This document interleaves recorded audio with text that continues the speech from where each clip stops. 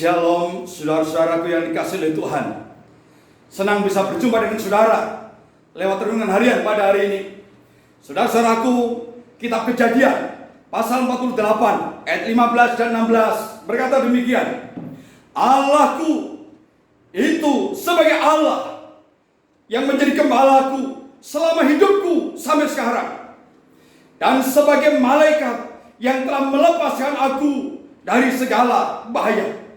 Saudara-saudara, siapakah yang berani mengatakan kalimat yang luar biasa ini? Dia adalah Yakub.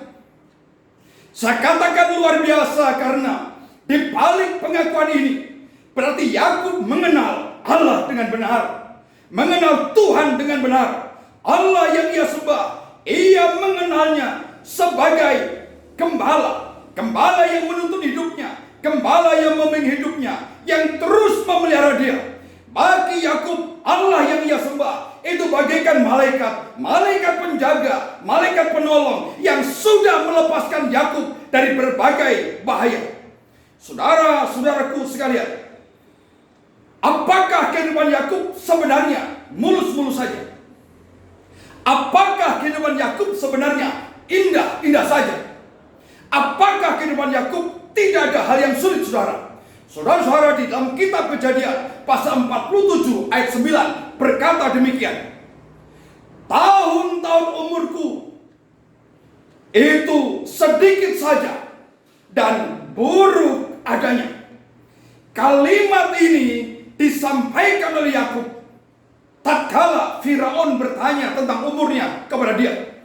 Dari kalimat yang Yakub sampaikan, jelas sekali bahwa Yakub melihat, Yakub merasakan bahwa tahun-tahun hidupnya, hari-harinya, tahun-tahun yang ia lewati itu buruk adanya. Nah, saudaraku, mari kita melihat kebenaran apa yang disampaikan oleh Yakub dari data di Alkitab. Dari Alkitab, kitab Kejadian pasal 25 sampai pasal 48, di mana di dalamnya dikisahkan mengenai kisah hidup Yakub ini, saudara. Kita dapati banyak hal mengenai liku-liku kehidupan Yakub. Pertama, saudaraku, sejak di dalam kandungan, Yakub sudah bertolak-tolakan dengan saudara kembarnya, sehingga gara-gara ini mamanya hampir-hampir berputus asa. Yang kedua, saudara, Yakub lahir dan dibesarkan di tengah-tengah keluarga yang saya katakan kurang sehat. Kurang sehat karena apa? Di dalamnya ada persaingan. Ayah Yakub sayang kepada Esau, sementara mama Yakub sayang kepada Yakub. Yang berikutnya, saudara, demi mendapatkan hak kesulungan, Yakub harus menipu ayahnya dan menipu saudaranya. Dan sebagai akibatnya, Yakub harus melarikan diri demi menyelamatkan nyawanya. Yang berikutnya, saudara, di tempat perantauan, Yakub harus bekerja. Dan untuk mendapatkan istri, dia harus bekerja. Tetapi oleh calon mertuanya ditipu dan ditipu. Dan tak kala Yakub sudah punya istri, Yakub juga memiliki istri yang kelihatannya tidak akur. 4 istrinya tidak kompak. Tentu ini menambah kesedihan. Saudara-saudara, tak kala anak-anak Yakub besar, sebagian anak-anaknya banyak yang mengecewakan, banyak yang menimbulkan masalah. Bahkan ada di antara anaknya yang melakukan perbuatan yang tidak tercela. Dan bukan sampai di situ. Suatu saat di masa tua, Yakub ditipu oleh anak-anaknya, pria Yusuf, yang oleh anak-anak yang lain dijual kepada seorang Midian. Tetapi anak-anaknya mengatakan bahwa Yusuf telah diterkam oleh binatang buas. Dan satu lagi, saudara, di masa-masa tua, Yakub mengalami musibah kelaparan. Dan demi mengatasi musibah kelaparan, maka dia harus menyuruh anak-anaknya untuk mencari bahan makanan ke negara lain. Singkat kata, saudara, dari sekilas apa yang saya sampaikan, ternyata kehidupan Yakub tidak mulus-mulus saja. Sebaliknya, kehidupan Yakub penuh dengan persoalan, penuh dengan kesulitan, penuh dengan berbagai hal yang pahit, sehingga cukup logis, cukup masuk akal kalau Yakub katakan tahun-tahun hidupnya, hari-hari yang ia lewati buruk adanya.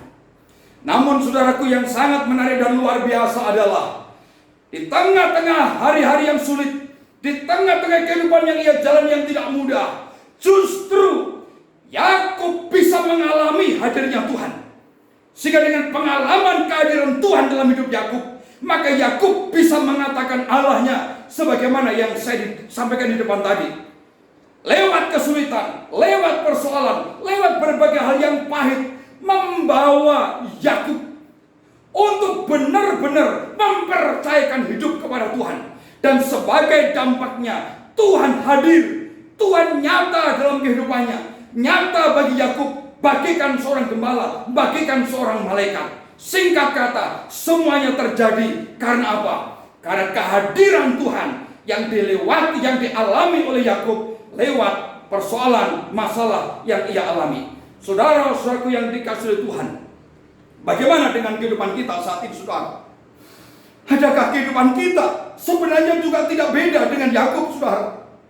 Kesulitan demi kesulitan, persoalan demi persoalan menimpa hidup kita.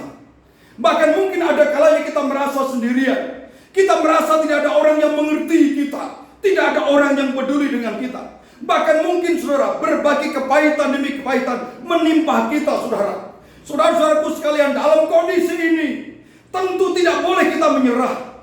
Tindakan menyerah, tindakan putus asa jelas bukan tindakan yang benar. Bukan tindakan iman Kristen, saudara. Seorang yang percaya kepada Tuhan tentunya harus belajar bahwa lewat persoalan hidup membawa kita lebih dekat mengenal kepada Tuhan. Saudara-saudara, saya berharap agar lewat kisah hidup Yakub ini benar-benar membawa inspirasi bagi saya dan bagi saudara, sehingga lewat kehidupan kita yang kita jalani, kita mengenal Tuhan dengan benar. Dan pengenalan yang benar tentang Tuhan akan membawa pengalaman hidup bersama dengan Tuhan. Dan dengan pengalaman demi pengalaman hidup yang sudah kita alami bersama dengan Tuhan, kita dimampukan berkata bahwa Tuhan adalah gembala kita, yang menuntun kita, yang menguatkan kita dalam situasi dan kondisi apapun.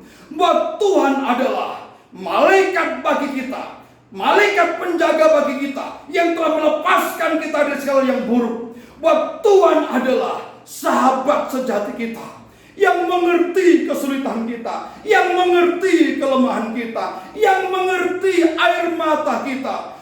Sehingga tatkala kita datang kepada sahabat sejati ini, maka kita tidak akan pernah kecewa.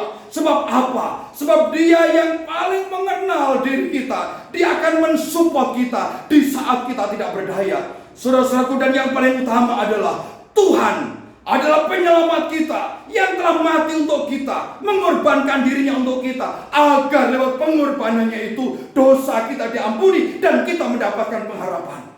Siapakah dia? Dia adalah Tuhan Yesus kita. Dia adalah Tuhan Yesus yang harusnya menjadi segala-galanya bagi kita yang percaya kepada Dia. Saudara-saudaraku sekalian, karena itu saya berharap, firman Tuhan berharap, agar lewat hari demi hari, lewat pengalaman hidup minggu demi minggu, lewat perjalanan yang kita jalani bulan demi bulan, lewat pengalaman tahun demi tahun, membawa kita mengenal Tuhan dengan benar. Dan pengenalan kita tentang Tuhan yang benar membawa kita kepada pengalaman hidup bersama dengan Tuhan. Sehingga kita tidak hanya tahu tentang Tuhan, tetapi benar-benar kita mengalami hidup bersama dengan Tuhan. Dan Tuhan hadir dalam kehidupan kita secara nyata. Sehingga tidak hanya Yakub yang berani berkata, tetapi kita pun berani berkata bahwa Tuhan adalah gembala, bahwa Tuhan adalah malaikat penolong, bahwa Tuhan adalah sahabat, bahwa Tuhan Yesus adalah segala-galanya bagi kita. Selamat beraktivitas. Tuhan Yesus memberkati saudara-saudaraku. Amin.